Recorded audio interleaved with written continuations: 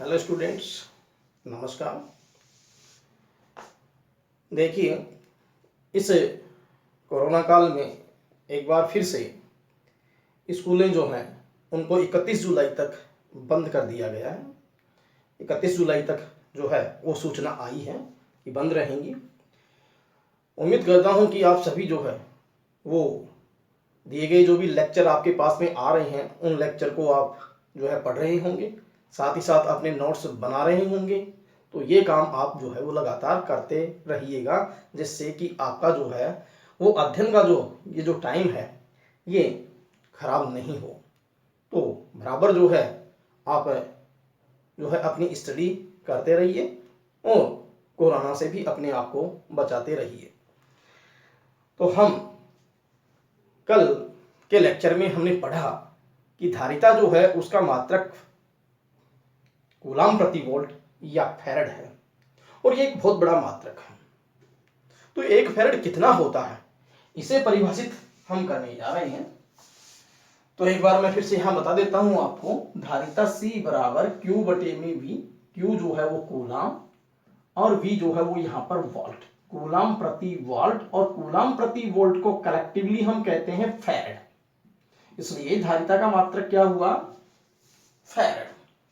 लेकिन सपोज कीजिए यदि आपके पास में Q का मान 1 कूलाम हो, किसी चालक को यदि हम 1 कूलाम आवेश दें और उसके ऊपर 1 वोल्ट विभव जो है उसकी वृद्धि हो जाए, या इसके हम ये कहें कि 1 वोल्ट जो है विभव उसके ऊपर आ जाए। कितना आवेश देने पर? 1 कूलाम आवेश देने पर 1 वोल्ट जो है वो विभव उत्पन्न हो जाए।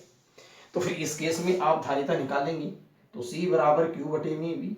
तो फिर यहां लिखेंगे 1 कूलाम बटे में 1 वोल्ट और this is equal to 1 farad. तो ये आपके पास में 1 फैरड की जो है वो परिभाषा होगी। ठीक है, तो फिर मैं यहां 1 फैरड को परिभाषित करने जा रहा हूं। 1 फैरड क्या है? तो 1 फैरड 1 फैरड, ठीक है, यदि किसी चालक को 1 कूलाम आवेश देने पर उसके विभव में वृद्धि 1 वोल्ट हो जाए तब उसकी धारिता 1 फैरड होती है। यदि किसी चालक को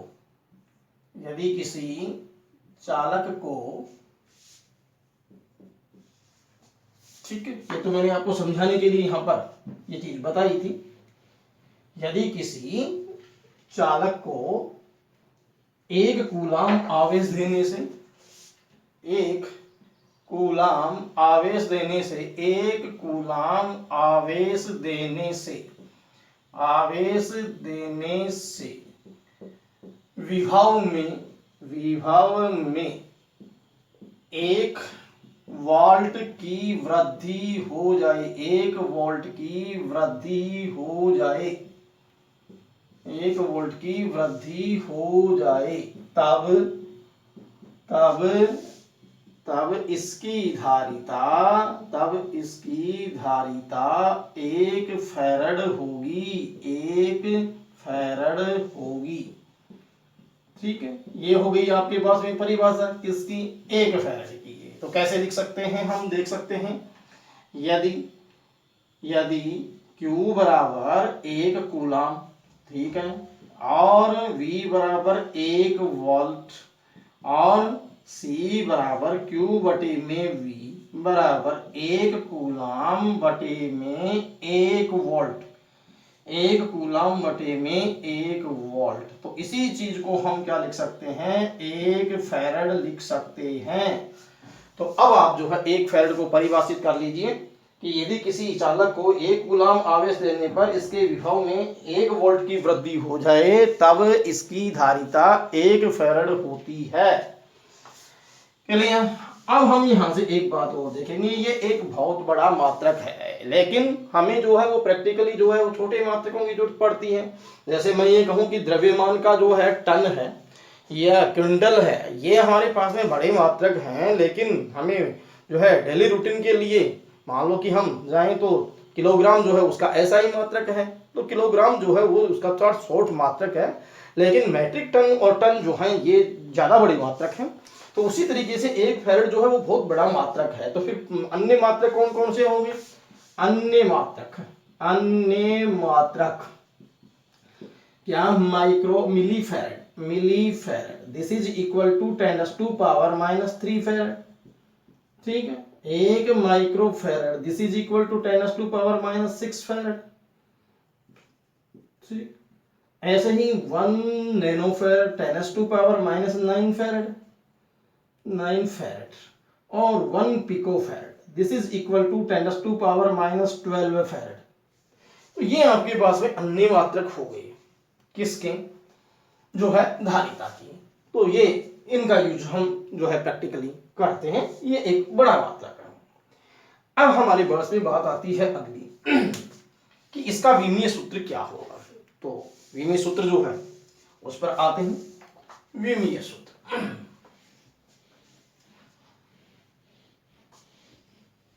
तो यदि हमें फॉर्म जो है मात्रक मालूम है तो हम विमीय सूत्र को भी आसानी से लिख सकते हैं। तो ये आपने नोट कर लिया होगा, ये जो है अन्य मात्रक है। अब धारिता का विमीय सूत्र, धारिता का विमीय सूत्र कैसे बनाएंगे?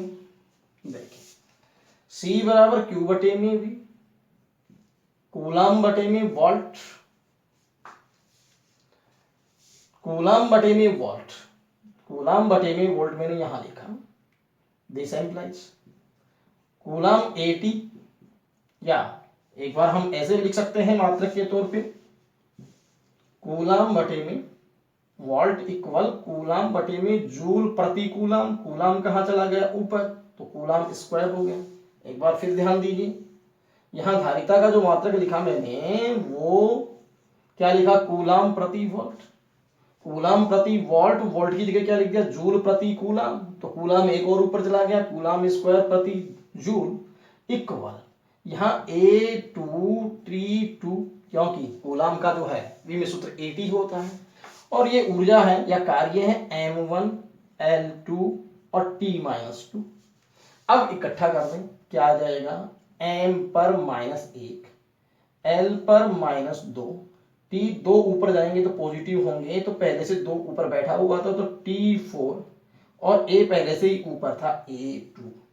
ये हमारे पास में धारिता का विमीय सूत्र बन गया, M-1 L-2 T4 A2। तो कूलाम प्रति वोल्ट है, तो कूलाम प्रति वोल्ट, वोल्ट की जगह जूल प्रति कूलाम, कूलाम ऊपर चला गया तो 2 बार कूलाम हो गया, कूलाम स्क्वायर प्रति जूल। तो फिर अब ये मैं विमीय सूत्र लिख दूं, कितना आया? M-1 L-2 और T4 और A2। चलिए, ये विमीय सूत्र हो गया। कैसे निकाला वो आप इसको समझ सकते हैं। तो यहां से मैं इसको रिमूव कर देता हूं। आप इस चीज को समझ गए होंगे कि हमने किस प्रकार धारिता का विमीय सूत्र जो है वो प्राप्त किया है। ठीक है, ये हो गया विमीय सूत्र। अब आपके पास में धारिता का जो फॉर्मूला बना कॉमन, वो C बराबर Q बटे में V बना है। लेकिन अब हम यहाँ एक आर्टिकल पढ़ने जा रहे हैं, विलगित गोलीय चालक की धारिता। तो क्या है इस आर्टिकल में? देखिएगा, विलगित गोलीय चालक की धारिता, विलगित गोलीय चालक की धारिता। देखें, विलगित गोलीय चालक की धारिता, गोलीय चालक की धारिता। तो यहां से क्या आइडिया आपको मिलता है, उस आइडिया पर आप आइए। देखिए क्या है, धारिता याद करना है। हम ये भी कह सकते हैं कि किसी विलगित गोलीय चालक की धारिता के लिए व्यंजक व्युत्पन्न कीजिए। तो फिर इसका मतलब आपको गोलीय चालक दे रखा है तो उसकी त्रिज्या आपको मालूम है क्योंकि वो सिस्टम है, और साथ ही साथ आपको धारिता याद करनी है, तो फिर C आपको निकालना है। तो फिर what is idea? This is idea कि यहाँ आप एक संबंध बनाने जा रहे हैं, किस किस के बीच में? C और कैपिटल R के बीच में एक संबंध बनाने जा रहे हैं। तो पता लग गया होगा आइडिया क्या है कि यहाँ पर आपके पास एक गोलीय चालक है, तो सिस्टम है, तो सिस्टम की त्रिज्या आपको मालूम है और आप धारिता निकालना चाहते हैं, तो हम इस डायरेक्शन में जो है वो काम करने जा रहे हैं कि ये रिलेशन आपके पास में क्या होगा। तो आपने लिख लिया होगा कि विलगित गोलीय चालक की जो धारिता है वो टॉपिक किस तरीके से हम जो है करने जा रहे हैं देखिएगा। ये आपके पास में आर त्रिज्या का एक गोलीय चालक है, कैपिटल आर त्रिज्या का गोलीय चालक है, ठीक। सपोज कीजिए कि इसे आवेश क्यू दिया गया है, कितना आवेश दिया गया, क्यू। ये एक मानी गई बात है कि हम इसे आवेश क्यू देते हैं, ठीक है। और ये भी मान लेते हैं कि जब किसी चालक को हम आवेश देते हैं तो उसके ऊपर विभव क्या उत्पन्न होता है, वी उत्पन्न होता है, ठीक। ये चीजें जो है वो विदाउट बेस नहीं है, विद बेस ही है कि कितना आवेश दिया गया। ये तो सिस्टम था तो इसलिए त्रिज्या तो आपको मालूम थी, लेकिन आपने आवेश क्यों दिया तो उसके ऊपर विभव कितना आया, v आया। तो फिर हम कैसे लिखेंगे, चित्र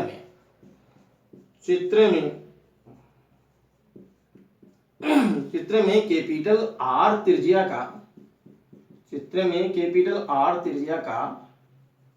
एक गोलीय चालक है जिसे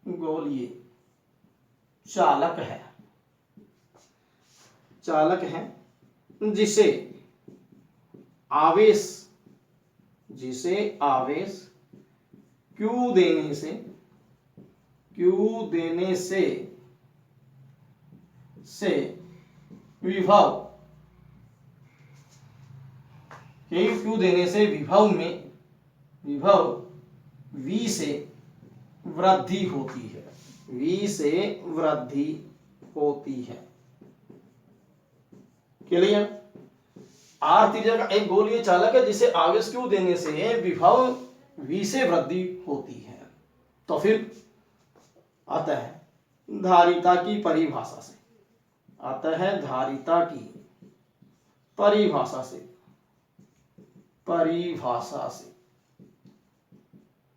पता है क्या परिभाषा थी, फार्मूला था हमारे पास में C बराबर Q बटे में V, ठीक।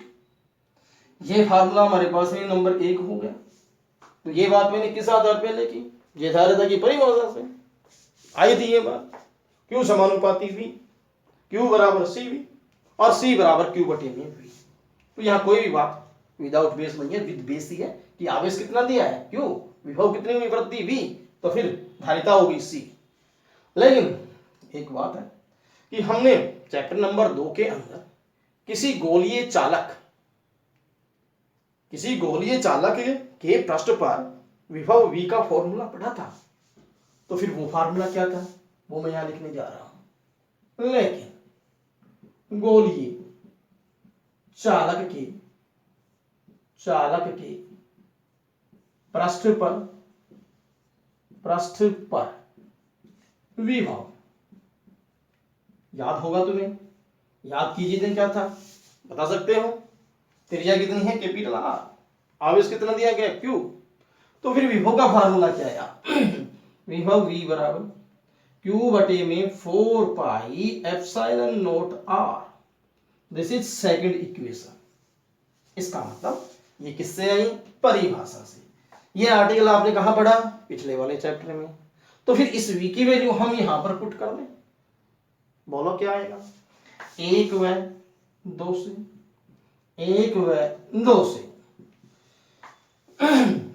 क्या निकला रिजल्ट, C बराबर Q बटे में V की वैल्यू Q इनटू में, क्योंकि 4 पाई एप्सिलॉन नॉट r नीचे है तो ऊपर चला जाएगा, 4 पाई एप्सिलॉन नॉट r, और Q से Q क्या हो गया, कैंसिल। तो फिर C बराबर क्या बच गया, C बराबर बच गया 4 पाई एप्सिलॉन नॉट r। जो आइडिया आपको दिया था उस आइडिया के अकॉर्डिंग हमारा ये फार्मूला जो है उत्पन्न हो गया। तो गोलीय चालक की जो धारिता है वो कितनी आई, C बराबर 4 पाई एप्सिलॉन नॉट r। लेकिन यहां से हमें एक शिक्षा भी मिलती है। शिक्षा क्या मिली कि C जो है वो समानुपाती है कैपिटल R की, ठीक है। तो यहां हम ये देखें कि जो फार्मूला था C बराबर Q बटे V, इस फार्मूले को देख करके आप ये कहो कि सी का मान क्यू पर निर्भर करता है या बी पर निर्भर करता है तो ये बात गलत होगी, क्योंकि धारिता जो है वो आवेश पर निर्भर नहीं करेगी। ठीक है, क्यों नहीं निर्भर करेगी? क्योंकि फार्मूला कैसे बना था? फार्मूला बना था Q समानुपाती V। आप सपोज कीजिए कि आप आवेश का मान दुगना कर देते हो तो फिर वोल्ट का मान, विभव का मान भी दुगना हो गया। तो फिर 2 मैं इसको डबल कर दूं तो V को भी मेरे को डबल करना पड़ेगा। तो 2 से 2 क्या हो जाएगा? कैंसिल। इसलिए आवेश का मान दुगना करने पर धारिता पर कोई प्रभाव नहीं पड़ा। तो यहां से हमारे पास ये जब फार्मूला बना तो एक प्रश्न दिमाग में ये था कि ये धारिता किस पर निर्भर करती है। तो ये किस पर निर्भर करती है, तो इस आर्टिकल से ये बात क्लियर हो गई। देखिए यहां भी आपको समीकरण 3 क्या कहती है? समीकरण 3 कहती है कि धारिता आवेश पर निर्भर नहीं करती। क्यों? क्योंकि यहां में आवेश का कोई फैक्टर आ ही नहीं रहा है। तो आवेश का जब फैक्टर नहीं आ रहा है तो सी की निर्भरता आवेश पर हुई नहीं है। लेकिन यहां पर सी जो है वो किस पर निर्भर कर रही है? आर पर, त्रिज्या पर। और त्रिज्या जो है वो हम ऐसे भी कह सकते हैं कि सामान्य रूप में चालक का जब त्रिज्या बढ़ाएंगे, गोलीय चालक की त्रिज्या बढ़ाएंगे तो क्या उसका आकार नहीं बढ़ेगा? बढ़ेगा। तो हम ये कह सकते हैं कि धारिता जो है वो चालक के आकार पर निर्भर करती है। किस पर निर्भर करती है? चालक के आकार पर। तो एक बात तो ये स्पष्ट हो गई हमारे पास में कि धारिता किस पर निर्भर करती है। एक तो आवेश पर निर्भर नहीं करती है, ये बात क्लियर हो गई। दूसरी बात ये होगी कि ये किस पर निर्भर करती है? ये त्रिज्या पर। त्रिज्या का मतलब किससे निकला? आकार से। तो फिर मैं यहां लिख सकता हूं अतः चालक की धारिता चालक की धारिता इसके आकार पर निर्भर करती है। इसके आकार पर निर्भर करती है निर्भर करती है। क्लियर ये बात हो? अब रही बात ये कि सपोज कीजिए कि हम किसी इस चालक को यदि हम किसी माध्यम में रख दें और माध्यम में यदि हम धारिता निकालना चाहें तो माध्यम में धारिता निकालेंगे तब क्या होगा? तो इसे तो आप नोट कीजिएगा। इससे अगले वाली बात जो है मैं आगे लिखने जा रहा हूं। तो फिर देखेंगे यदि चालक माध्यम में उपस्थित हो तब, या माध्यम में धारिता, यदि गोलीय चालक यदि गोलीय चालक किसी पैरावैद्युत माध्यम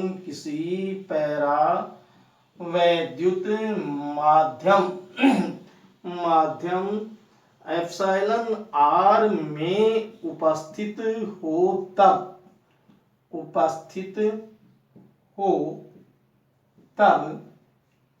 माध्यम में धारिता।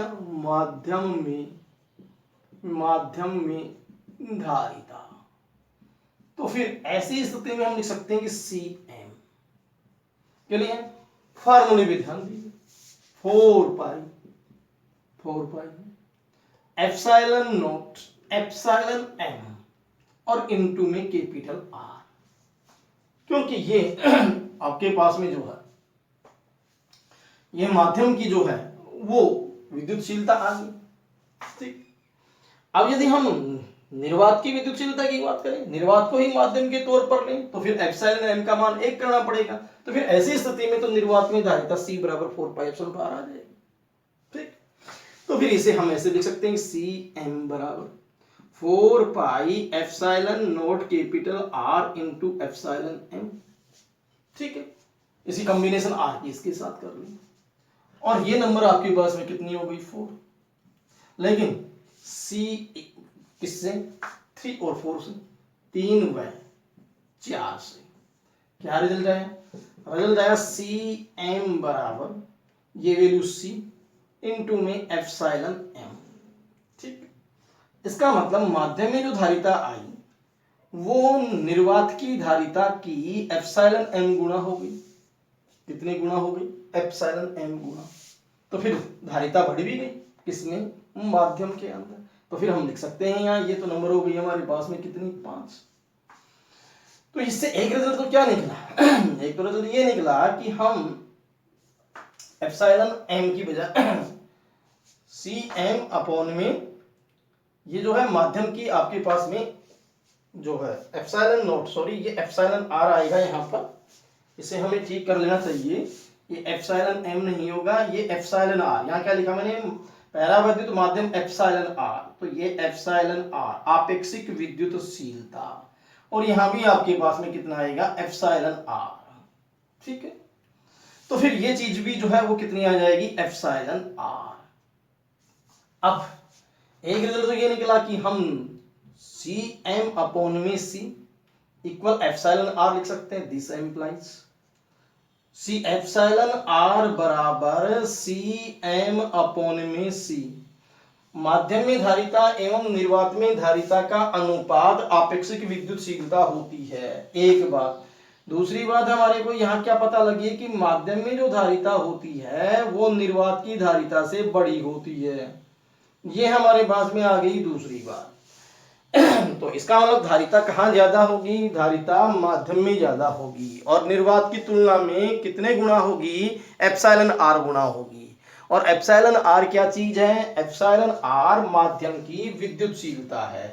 एक बार फिर से, यदि मैं निर्वात की माध्यम की विद्युतशीलता की बात करूं और माध्यम के तौर पर मैं निर्वात को ही लूं, तो निर्वात के लिए एप्सिलॉन r की वैल्यू कितनी होती है, 1। तब ये फार्मूला लिखा जाएगा C बराबर 4 pi epsilon not into 1 into r, तो वही आ जाएगा C बराबर 4 पाई एप्सिलॉन नॉट r। लेकिन यदि मैं माध्यम की बात करता हूं तो फिर माध्यम के लिए जो है वो माध्यम की जो विद्युतशीलता होगी वो ये कलेक्टिवली एप्सिलॉन m बनेगी, क्योंकि एप्सिलॉन m बराबर होता है एप्सिलॉन नॉट एप्सिलॉन r। ठीक है ये बात। तो इस तरीके से जो है आप जो है इसकी जगह एप्सिलॉन m लिख सकते हो। तो माध्यम के लिए Cm बराबर 4 pi epsilon not epsilon r into में r, या एक स्टेप हम और लिखना चाहें तो ऐसे लिख सकते हैं Cm बराबर 4 पाई एप्सिलॉन m इंटू में कैपिटल R, और एप्सिलॉन m की जगह क्या लिख दिया, एप्सिलॉन नॉट इंटू में एप्सिलॉन r। तब हमारे पास में जो है ये Cm की वैल्यू ऐसे लिखी जा सकती है, और उसको निर्वात के साथ कनेक्टिविटी में लाएं, ये जैसे निर्वात के साथ कनेक्टिविटी में लाएं तब हमारे पास में एक दो चीजें निकल के आती हैं। एक तो विद्युतशीलता जो है आपेक्षिक वो ऐसे लिखी जा सकती है, और साथ ही साथ माध्यम की जो धारिता है वो निर्वात की धारिता से बड़ी होगी। तो ये दोनों चीजें जो है वो आप ध्यान में रखेंगे। ये मैं इसको मिटा देता हूं, इसको हम ऐसे भी लिख सकते हैं। तो ये जो है वो नोट कर लीजिए, और अब आप यहां तक पहुंच जाइए। तो फिर आगे हम देखेंगे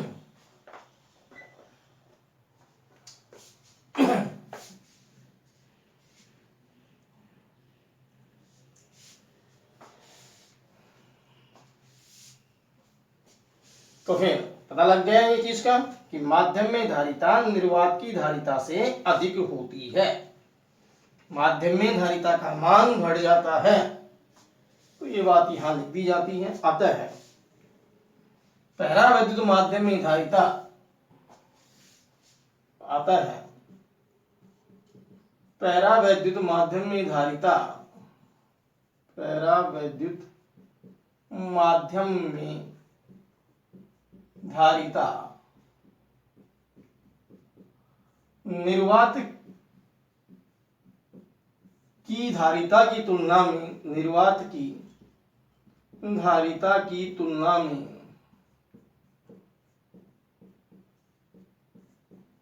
अधिक होती है,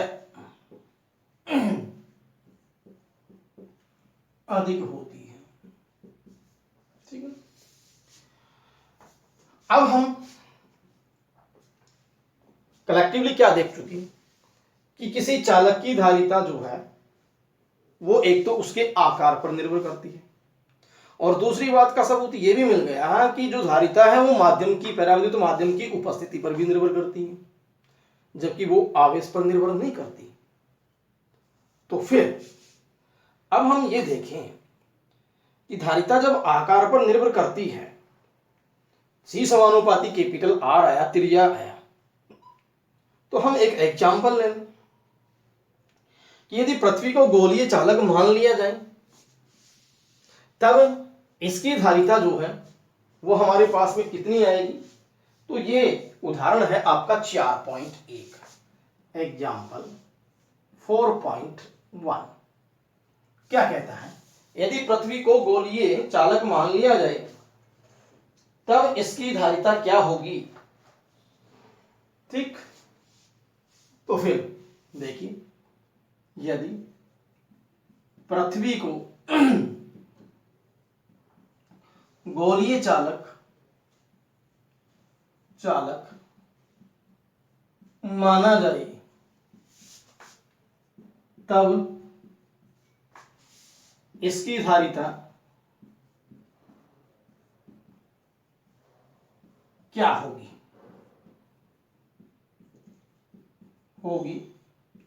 यदि पृथ्वी की त्रिज्या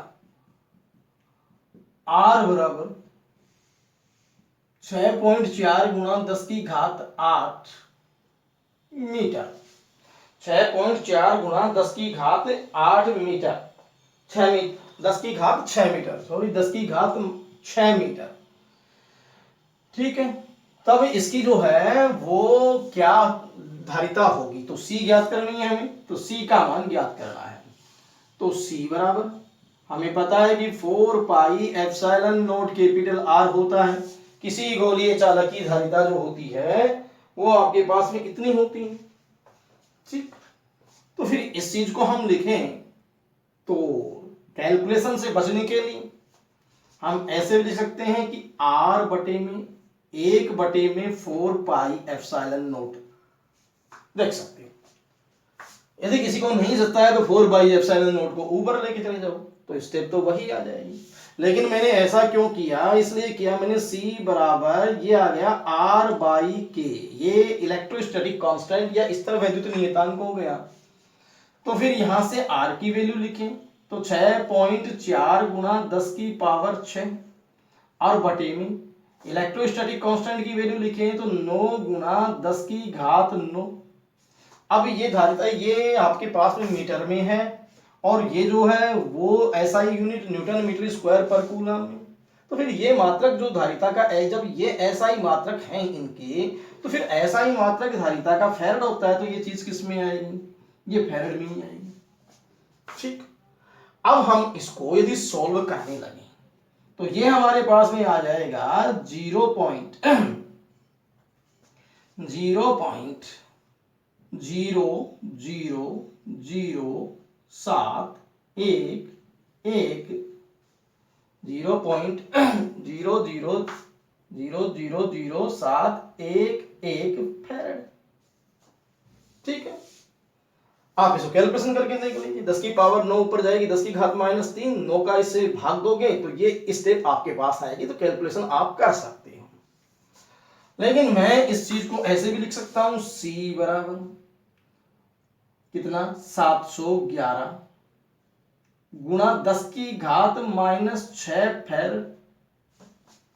देख लीजिए 1 2 3 4 5 6, तो 10 की घात कितनी हो गई -6, तो फिर आपके पास 10 की घात -6 बटे में लेके जाओगे तो ये स्टेप आएगी, लेकिन इसको माइक्रो कहते हैं। तो C बराबर 711 माइक्रो फैरड। ठीक, इसका मतलब ये हुआ कि पृथ्वी की त्रिज्या जो आई, पृथ्वी की जो धारिता आई वो 711 माइक्रो फैरड आ गई। कितनी आ गई, 711 माइक्रो फैरड। अब आप यहां एक बात देख सकते हैं कि जब पृथ्वी को हम गोलीय चालक मान रहे हैं कि जो आकार में कितनी बड़ी है, जब उसकी ही धारिता 1 फैरड नहीं हुई तो कोई भी चालक लेंगे तो वो तो पृथ्वी से ही लेंगे, तो लेंगे तो फिर उसकी धारिता 1 फैरड कैसे हो सकती है। तो फिर ये एग्जाम्पल आपको क्या कहता है कि धारिता का जो फैरड मात्रक है वो एक बहुत बड़ा मात्रक है। इसलिए हम जो है फैरड को काम में नहीं लेकर के और जो दूसरे मात्रक हैं आपके पास में, जैसे मैंने आपको बताए माइक्रो फैरड है, पिको फैरड है, ये जो मात्रक है वो प्रैक्टिकली हम काम में लेते हैं। तो इस एग्जाम्पल के सॉल्यूशन को भी आप उतार लीजिए, जो कि हमें एक शिक्षा देता है कि ये फैरड एक बहुत बड़ा मात्रक है। तो इस तरीके से जो है आप आज हमने एक फैरड की परिभाषा, किसी विलगित गोलीय चालक की धारिता का व्यंजक हम कैसे उत्पन्न करते हैं, ये चीज़ें जो है हमने पढ़ी है। इससे अगले वाला टॉपिक हम नेक्स्ट लेक्चर में जो है वो डिस्कस करेंगे।